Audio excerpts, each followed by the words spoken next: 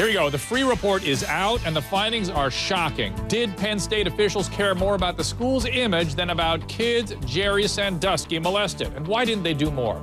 I am diving into the report and talking to current and former students about this alleged culture of silence. And later, parents sue a California school district for failing to protect their kids from an alleged pedophile teacher. Let's get started.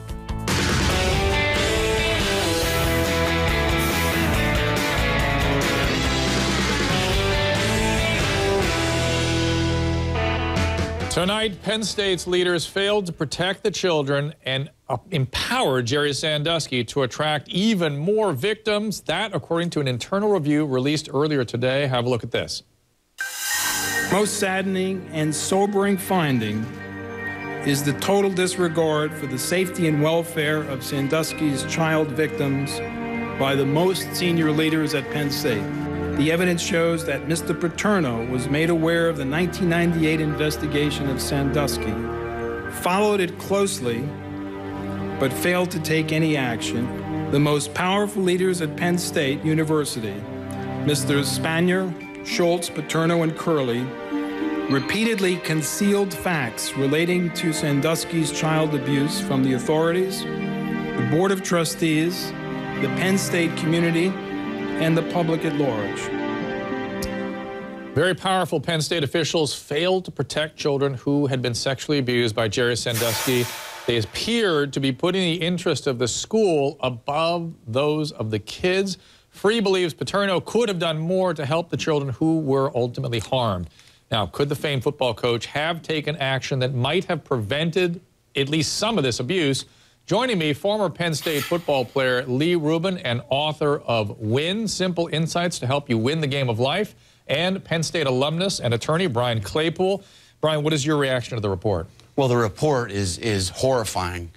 It not only shows that the top officials at Penn State knew about Sandusky committing this child abuse, but they intentionally concealed this information from law enforcement, from the Department of Child Welfare, and also from the Board of Trustees and the entire community. And in my opinion, they were facilitating and empowering Sandusky to continue to prey upon kids at Penn State. Do you think they didn't understand they had an obligation to report it, or they intentionally obfuscated that responsibility? No, they knew. They knew. They are mandated reporters in the state of Pennsylvania. I know that, but they're behaving as though they don't understand that. Paterno behaved like somebody who was in denial. This guy was not Sandusky. Look, and the guys behaved like people who didn't understand their reporting obligation. It's about this, Dr. Drew. It's about this right here. It's about the money. It's money. And money distorts reality. It's a big machine at Penn State. I went to Penn State. The football team generates revenue for that community. All right, Lee, do you agree with what Brian is saying here? You know, let me first say our thoughts and prayers continue to go out with the victims in this case, because with every event, every time this case comes up, they have to relive this experience, and I do want to make that statement to start. You know, a report has come out, and there's been a lot of information that has come out, and I've stated this earlier. I really want to take the time to read it, digest it, and understand the entire report, and I think we ought to give those who are indicted in the report an opportunity to respond. I just think it's a fair thing to do that. All right, let's look at some of the internal emails that have been released in the report. Here is something between former Vice President Gary Schultz and the former athletic director Tim Curley. It's about the 1998 investigation into Sandusky's abuse of a boy. This is the famous locker room incident, or the shower incident, I guess. Curley wrote, quote, "Anything new in this department? Coach is anxious to know where it stands." Paterno seemed to have some interest in this. Investigators say, of course, that the coach refers to Paterno there.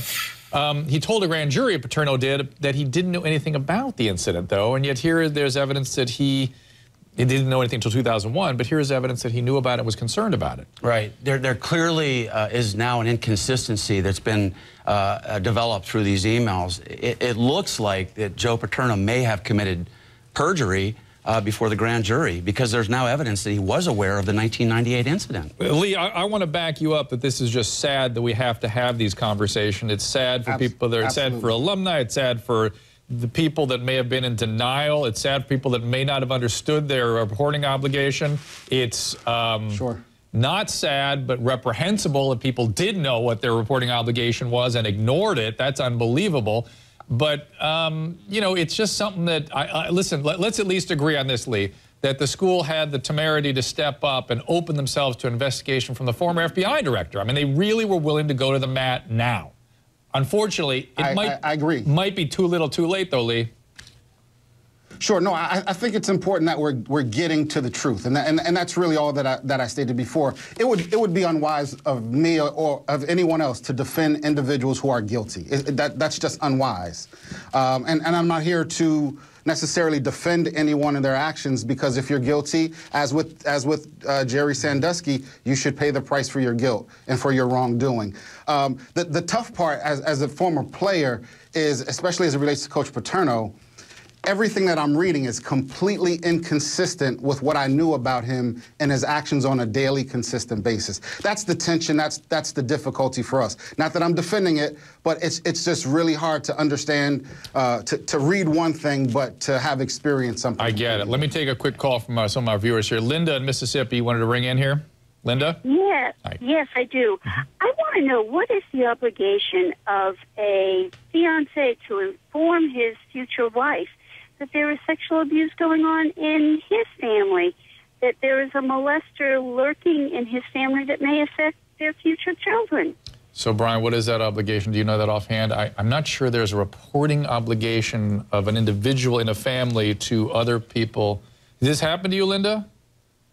Yes. Is this happening right now? You're thinking about marrying someone? No, it did happen, and it had tragic consequences for one of my children. Oh, my God. I am so sorry. That to me is more about pathology than reporting obligation. When families keep secrets and keep somebody's secrets safe so as not to hurt them, they will hurt other people. Are there actual obligations, though? Right. It's more of a moral obligation in this context. But I think overall, though, everybody has a duty. If you suspect there is child abuse going on, you have an obligation to communicate that to people that may be affected by that. Yeah, Linda, I am just so glad you called in with this, and but I'm so sorry it happened to you. My hope is that by you bringing this up, this becomes sort of a warning shot for other people out there to be willing to talk about this problem. If nothing else comes out of this case, perhaps they will have done a service to people out there who are keeping this quiet in their own families, or people who have suffered as children, now adults, and haven't spoken up about this. They should feel empowered to do so. I think that if we take nothing else away from this, that would be a good thing. We've got to take a break. Next up, the Paterno family responds to these allegations, and we'll have more of your calls as well.